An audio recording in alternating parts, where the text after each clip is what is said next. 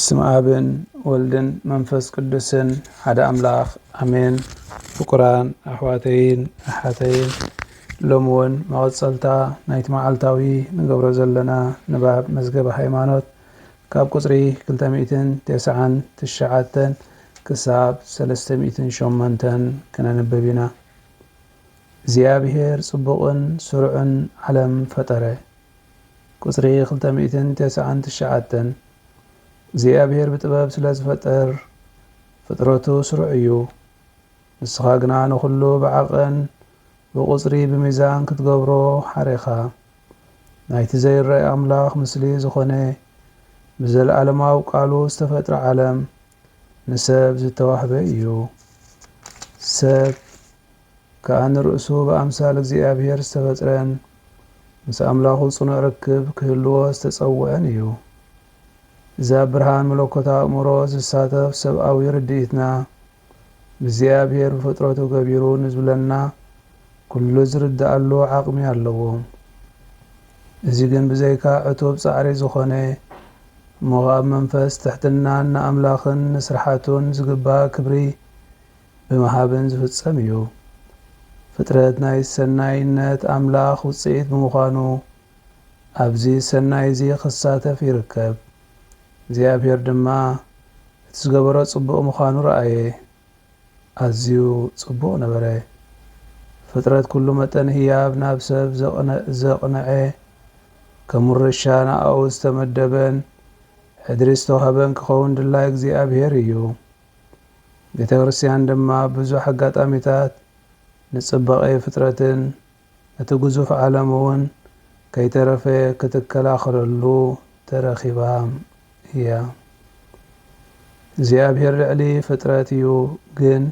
مسؤو هلويو قصري سلستميتي زيابهير موداتاب زي بلو عبيت كابتي سراحاتو فطرتو زل عليو ناتي خبرخا لعلي سمايات قبر كايو بحاكو نايك زيابهير عبيتو كمرمرا يكالنيو دخونينا تسان لعلو خلون زلو فطاري ناي كله اللو زبلا قدايم انشب مخانو زيابهير ابتناي فطرانو كنده اللاوي اوم هلويو باوينا ننبرن نوساوسن باوخينا إنا زلنا بقالات قدوس أغسطينوس نمبالو زيابهير سي كابتنا تيزل على خونت نصو يلعل كابتوشتاو خونتيك الزيوز طلقيو زيابهير نفترة حلوة يكنا خنو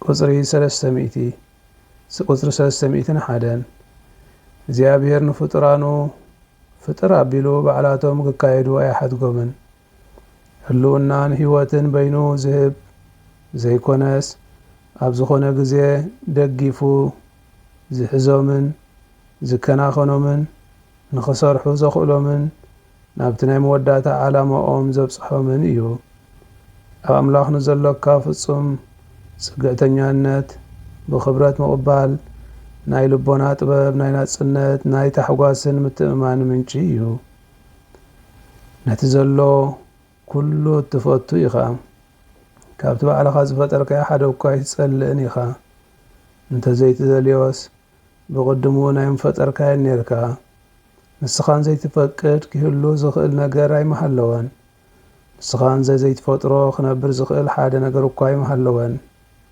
وقيتا كلو ناتكاس لزخوني كنبر زفقت كالو نسخايخا نسخايخا هيوات نزلو كلو تفكر أملاخيخا النابلي أبتباب يزاربنا زيابهير مدبو يفتسم ملكوتا وحاليوت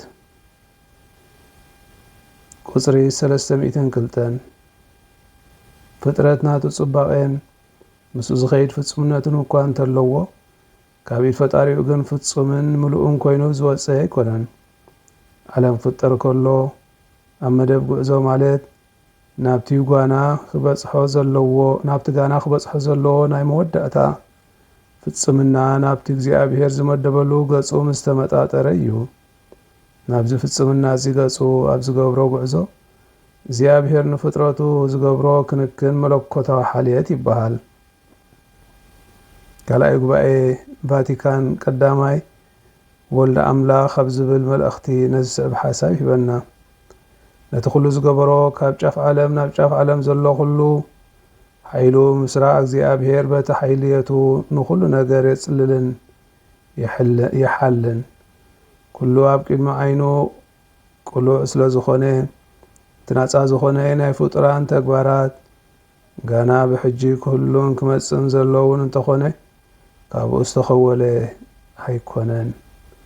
ቁጽሪ 303 እቲ ናይ መለኮታዊ ሓልዮት ክንክን ብጭቡጥ እሞ ብቐጥታ ዝፍጸም ምዃኑ ናይ ቅዱስ መጽሓፍ ስውር ምስክርነት ንረክብ። ካብቲ ንኣሽቱ ደቀቕቲ ነገራት ክሳብቲ ኣብ ዓለም ዘጋጥም ዓበይቲ ርኡይ ፍጻሜታትን ታሪኻዊ ኩነታትን ኩሉ እግዚኣብሔር ይከታተሎን ይሓልን እዩ። ኣብ ልዕሊ ኩሉ ፍጻሜታት እግዚኣብሔር ልዑል ስልጣን ከም ዘለዎ ቅዱሳት መጽሓፍቲ ኣትሪሩ ዝገልጾ እዩ። ኣምላኽና ኣብ ሰማያት ኣሎ፣ ንሱ ዝደለየ ኩሉ ዝገብር ኣምላኽ እዩ። ክርስቶስ እውን እንተኾነ ከምኡ ንሱ ምስ ከፈተ ሓደ እኳ ዘይዓጹ ንሱ ምስ ዓፀወ ከዓ ሓደ እኳ ዘይከፍት እዩ። መጽሓፈ ምሳሌ ከም ዝብሎ ኣብ ልቢ ሰብ ብዙሕ ሓቐን ኣሎ፣ ጸኒዑ ዝነብር ግን እቲ ናይ እግዚኣብሔር ፍቓድ ጥራሕ እዩ። ቁጽሪ 304 እቲ ናይ ቅዱሳት መጽሓፍቲ ቀንደራስ ዝኾነ መንፈስ ቅዱስ ኩሉ ነገር ናይ እግዚኣብሔር ተግባር ምዃኑ ደኣ ደጋጊሙ ይገልጽ እምበር ካልእ ምጪ ኣይሰምን። እዚ ከዓ ከም ሓደ መንም ጥንታዊ ዓይነት ኣዘራርባ በይኑ ገቢርካ ዝርአ ኣይኮነን። እኳ ደኣ እግዚኣብሔር ኣብ ልዕሊ ታሪኽን ዓለምን ዘይትንከፍ ልዑል ስልጣን ጎይትነት ከም ዘለዎ ዘዘኻኽር ዓሚቕ ረቂቕን ኣገባብ ኮይኑ ህዝቡ ኣብኡ እምነት ንኽሕድር ዝምህር እዩ። ጸሎተይ መዝሙራት ናይ ከምዚ ዝበለ እምነት ዓብዪ ቤት ትምህርቲ እዩ። ቁጽሪ 305 ንዝረቐቐ ናይ ደቂ ግድነታት ዝሓልን ዝከታተልን ሰማያዊ ኣቦ ብናይ ህፃናት እምነት ኣብ መለኮታዊ ሓልየቱ ክንጽጋዕ ኢየሱስ ዘቕርበልና ሕቶ እዩ። በኣርከስ እንታይ ክንበልዕ ኢና እንታይ ክንሰቲ ኢና ኢልኩም ኣይትጨነቑ። እዚ ኩሉ ከም ዘድልየኩም ሰማያዊ ኣቦኹም ይፈልጥ እዩ።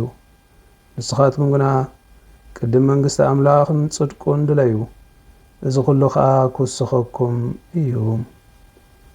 መለኮታዊ ሓልዮትን ካልእ ምንጭታትን ቁጽሪ 306 እግዚኣብሔር ናይ መደባቱ ልዑል ጎይታ እዩ።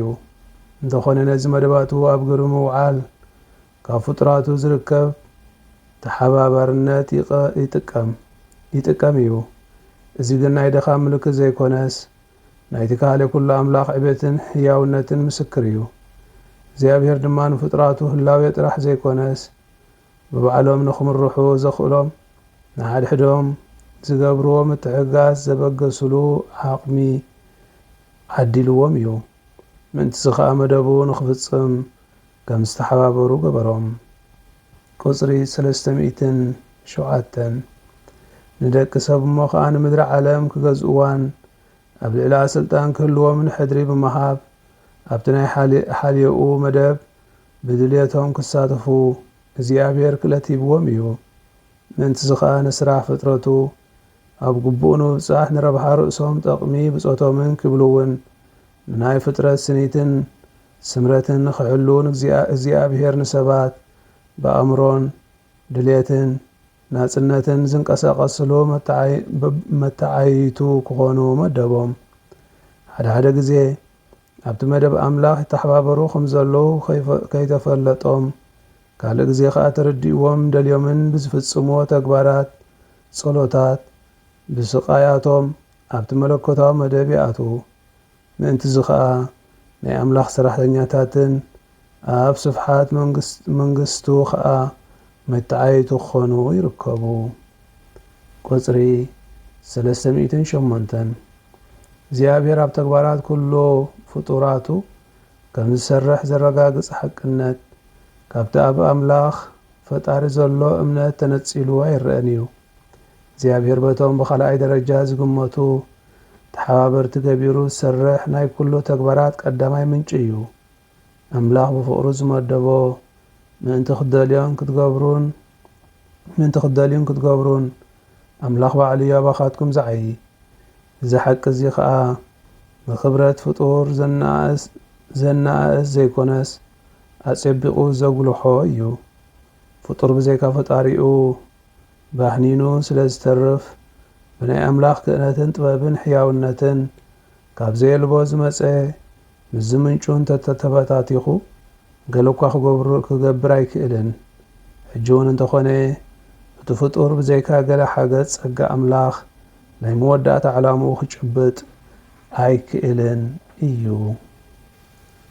ፍቁራን ኣሕዋተይን ኣሓተይን እዚ ሎሚ ዘንበብናዮ ክፍሊ መዝገበ ሃይማኖት ብዘይካ እግዚኣብሔርን ጸጋ ኣምላኽን ወዲ ሰብ ናይ መወዳእታ ዕላምኡ ክጭብጥ ከም ዘይክእል ዝገልጽ እዩ። ስለ ዝኾነ ድማ እዩ እግዚኣብሔር ነቲ ጽቡቕን ስሩዕን ዓለምን ከም ዝፈጠረ ዝገልጸልና ጸንሐ።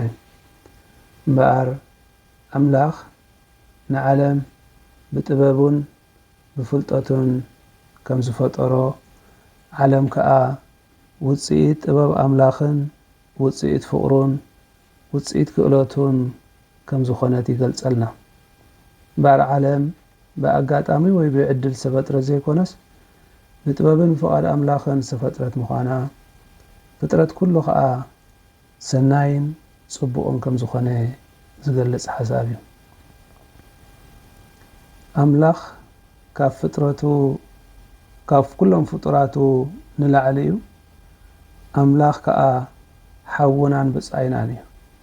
ካብ ኩሉ ፍጡር እኳ ንላዕሊ እንተኾነ ንኩሉ ፍጡራት ግን ህላዌ ንኽህልዎ ብቐጻሊ ይድግፎ፣ ይከናኸኖ፣ ይሓልየሉ ማለት እዩ።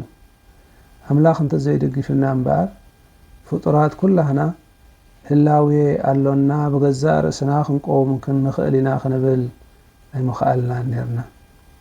እቲ ካልኣይ ሓሳብ መለኮታዊ ሓልዮት ኣምላኽ እዩ። to divine providence እንብሎ ኣምላኽ ብመለኮቱ ሓላይ ምኽንያቱ ዓለም ክፈጥራ ከሎ ፍጹም ኮይና ኣይኮነት ተፈጢራ። እንታይ ደኣ ናብቲ ዝለዓለ ፍጽምና ንኽትበጽሕ ኣብ ጉዕዞ ከም ዘላ እያ። ምድራዊ ጉዕዞና ነቲ ዘለኣለማዊ ፍጽምና ንኽንበጽሕ ዝዕድመና እዩ። ናብኡ መንገዲ ዝመርሐና እዩ። ስለዚ እቲ መለኮታዊ ሓልዮት ኣምላኽ ማለት ንኩሉ ፍጥረት ናብቲ ዝተመደበሉ ናይ መወዳእታ ዕላማ ንምብጻሕ ዝጥቀመሉ ጥበብን መደብን እዩ። ቅዱስ መጽሓፍ ኢየሱስ ክርስቶስን ኣብ ሓልዮት እግዚኣብሔርን ኣብ ኣቦ ሙሉእ እምነት ክህልወና እዩ ዝምህረና። ንኣብነት እንተሪእና ንኣምላኽ ኣብ ልዕሊ ኣዕዋፍ ዘለዎ ሓልዮትን ኣብ ዕምባባታት መሮር ዝገብሮ ሓልዮትን ነዚ ርኢና ንደቂ ሰባት ግዳ ክንደይ ኣብዚሑ ከም ዘይሓልየሎምን ከም ዝከናኸነናን ክንርዳእ ንኽእል። ስለዚ ኣምላኽ ነቲ ሓላፍን በራስን ነገራት ከምዚ ገይሩ ዝከናኸን ካብ ኮነ ንፍጡራቱ ንደቂ ሰባት ዘለዎ ሓልየት ክሳብ ክንደይ ዓቢ ምዃኑ ክንርዳእ ንኽእል ማለት። ቀፂሉ እቲ ምስ ኣምላኽ ዘለና መትዓየቲ ኣምላኽ ምዃንና ዝገልጽ እዩ። ኣምላኽ ኩሉ ዝኽእል ጎይታ እዩ። እንተኾነ ግን ኣብ መደቡ ንፍጡራቱ ብፍላይ ንደቂ ሰባት ከም መትዓየቱ ገይሩ ይቕበለና። ነቲ ናይ ድሕነት ጉዕዞ መትዓየቱ ኮይንና ንኽንሰርሕ ይሓርየና። ኣምላኽ ነዚ ዓለም እዚኣ ደቂ ሰባት ዝኽእልዎ ዘበለ ንኸመሓድርዋ ንኽከናኸንዋ ሓላፍነት ይህቦም። ኣዳምን ሔዋንን ብእግዚኣብሔር ምስ ተፈጥሩ እንሆ ኣብ ገነት ኤዶም ኣቐመጦም እሞ ክሕልዋን ክዓይዋን ክከናኸንዋን ከዓ ስልጣን ሆም ይብለና። እዚ ማለት ድማ ደቂ ሰባት ብናፃ ፈቓዶምን ተግባሮምን ኣብቲ መለኮታዊ መደብ ናይ ኣምላኽ ይሳተፉ ማለት እዩ። ስለዚ ኣምላኽ ኣብ መለኮታዊ ድሕነቱ ንኽንሳተፍ ዕድመ ዘቕርበልና ኣምላኽ أنسام سبت أريز قد فنا أملاخ زي كونس واترو ناي دحنت ون متعايتهم كون زحارينا أملاخ وش نفسه وكف تكبار فطراته يعين يهنسن وترك زين قاسقسن نسو تقدماي مبقس هيوتناي نحنا خاطر خلأي درجة خوينا مسؤول نعي مسؤول نقعاز قالوا نخن سمع نصوع أكلاتنا بزي نسو ولا حنت خنقبر أين خلن نسو جن بقى أنا بيلو مدبوخ في الصمي خلن لازم تلارينا يتمستير سنسلتها ومستيرين نحنا بزي وحنت خنقبر زي نخل سباتنا أملاخ جن بقى أنا غير عبيتنا قرأت كجبر زخل أملاخي سلازي خا اتناي أملاخ النت صبقون سرعون نعلم فتاطرون قبل العدق سبات قولي حزر بار علمن طباب أملاخ تفطيرة علم بطباب أملاخ تفطيرة نافص من ناخذ قواس كله أملاخ دما ندق سبات أبزو قعززي مسارحتو متعايتو كنكونو صوعنا إيو بار أحواتين أحاتين زي أبهر صبقون سنين سرعنا عالم كافتره إذا صبقون سنين عالم كا لنفس وكفنا كابتوهبتنا نحناون متعايتو أبزا صبقتن سنين عالم كوينا هنركب زي أبهر دليلنا مو نزبق عاد كوينا نركب لسقا يعدلنا نخلقهم أبزا لخمو زي أبهر يبارخكم سبحاتنا أبن نولدن منفس قدسن انت خمزنا بري الجخاء موترو نزل عالم آمين السماء والد منفس قدوس حدا أملاخ آمين